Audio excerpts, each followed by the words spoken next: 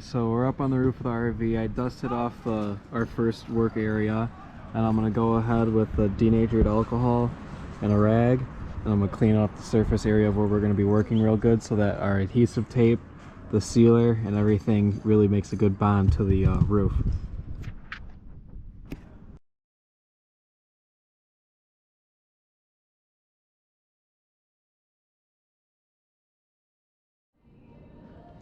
Alright, so I'm wiping it down one more time with the denatured alcohol to ensure that the Eternabond tape gets a nice good adherence to the roof here.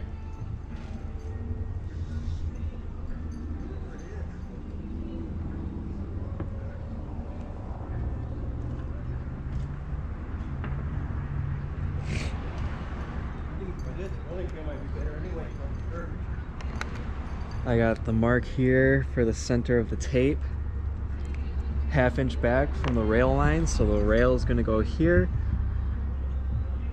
which would be a half-inch inside, just like such. So we're going to go ahead, take our time, peel the protective backing off the tape.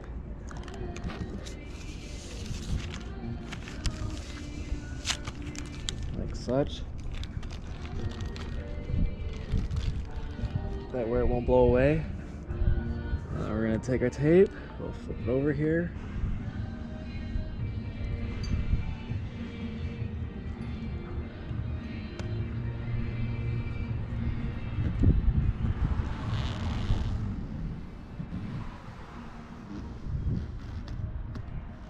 We're going to lay it like that. We'll go over it.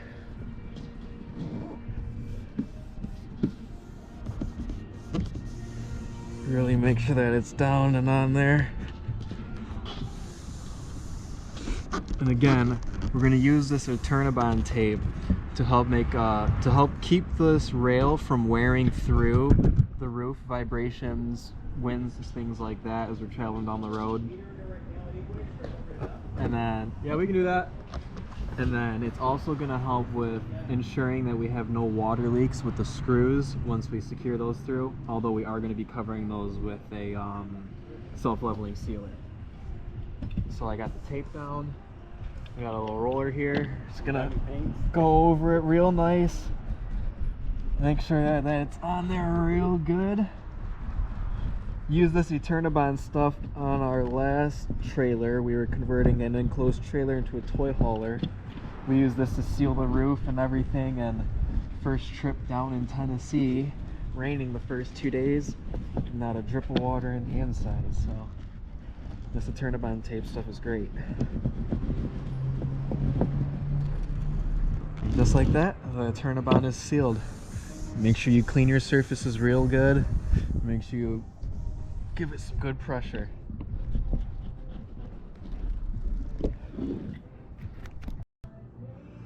Alright, we're gonna go ahead and centered, straight, yep, square, centered, straight and square. We're gonna go ahead. We got these, what is this, 1-inch self tappers. I forget the size. It's been a block right there. Yeah, it says hashtag 10x1 self tappers. They're meant for metal roof panel to wood. So we're doing metal into a wood surface underneath here. Let's go ahead. What do you have to drill on? Drill like 2 or 3. I wanted to stop and you had to keep sending it.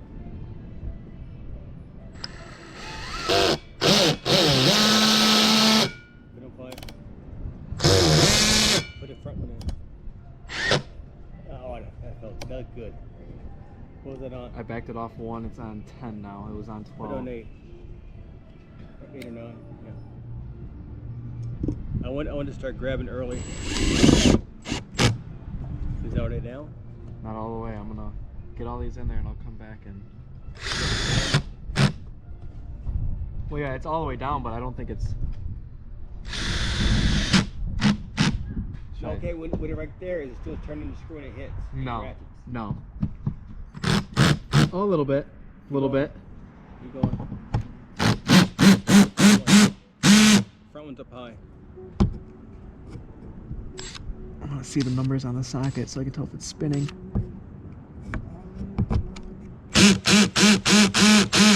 Yeah, it's doing it just a little bit, so I think it's perfect. That one stopped spinning.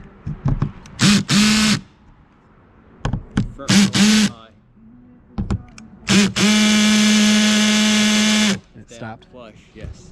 All right, now with those 4 secures, whoa. What? I got a rocker. With those 4 secures of the self-tappers, this bracket should not go anywhere. Like I said, once we get everything finalized, we're gonna go over it with the self-leveling sealer to ensure that we have no water leaks. All right, I'm gonna try to get up as close as I can with the GoPro, but you can see the rails and the screws have made a perfect seal and bond onto the roof. The rubber washers on the self-tappers have made a nice bond to the rail, and the rail has actually sunk itself a little bit into the tape, the Eternabond tape. So, like I said, we're gonna come back real quick, put some self-leveling lap sealer over the screw holes, and we should be all set there. Once we get that done, we're gonna go ahead, mount the panels to the center here, so then we can figure out where we need to put the rails on the sides. And we're just gonna rinse and repeat the same process. Rub the alcohol to clean the roof, lay the tape, find your marks for the rail, secure the rail, put the sealer down. All right, so went ahead, got the self-leveling sealer on top of all the bolts there. Extra protection along with the Eternabond tape. I don't think we're gonna have any issues here with the leaks. We're gonna put another layer on. Move on to our next step here. So we went ahead and marked our own holes on the Renogy brackets that mount onto the solar panels. The 2 holes that were pre-drilled from Renogy are just off a little bit for our strut channel, and it won't allow this bracket to sit evenly centered on it. So we center punched our own holes, drilled them out. We got these 8 brackets here. The other 8 brackets are on the panels. We're gonna have to take those off and rinse and repeat this process here.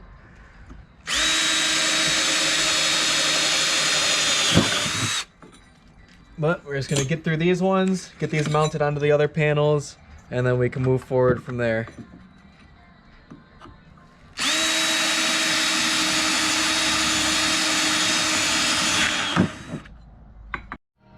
Alright, we're jumping around a little bit, but we're on the edge now. We're getting the tape set, rail marked up. We're gonna get it secured and get that sealer back on there.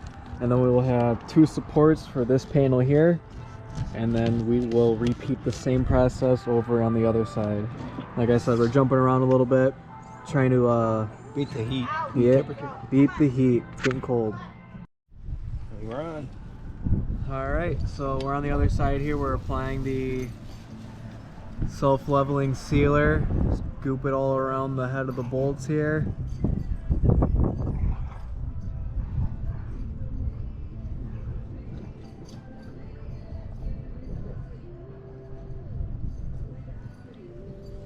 Do I need to get it or got it?